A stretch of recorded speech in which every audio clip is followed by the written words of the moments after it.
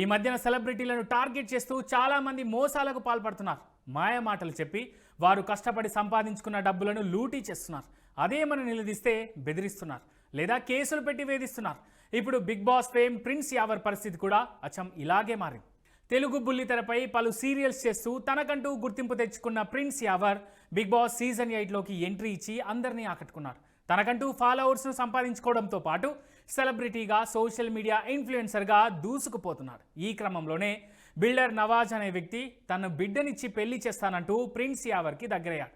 ఆ తర్వాత రియల్ ఎస్టేట్లో పెట్టుబడి పెట్టాలని చెప్పి ప్రిన్స్ యావర్ దగ్గర నుంచి 23 లక్షలను తీసుకున్నాడు. అంతేకాదు కొన్నాళ్ల తర్వాత ఆ మొత్తానికి 40 లక్షలు ఇస్తానని అతని దగ్గర నమ్మబలికాడు. అయితే డబ్బిచ్చి చాలా రోజులు అవడంతో ప్రిన్స్ యావర్ వాటిని తిరిగి అడగ్గా తన అసలు రంగును బయటపెట్టాడు.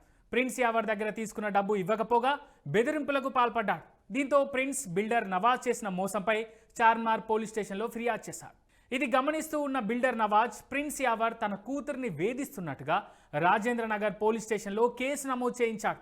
అయితే తనపై కావాలనే తప్పుడు కేసులు పెట్టి వేధిస్తున్నారని, ఒక పద్ధతి ప్రకారం తనను ట్రాప్ చేశారని యావర్ ఆవేదన వ్యక్తం చేశాడు. ఈ విషయంలో తనకు న్యాయం చేయాలని కోరుతూ ఆయన పోలీస్ కమిషనర్ను కలిసి విజ్ఞప్తి చేశారు. ప్రస్తుతం ఈ వ్యవహారం టాలీవుడ్లోనూ సోషల్ మీడియాలోనూ హాట్ టాపిక్ అవుతోంది.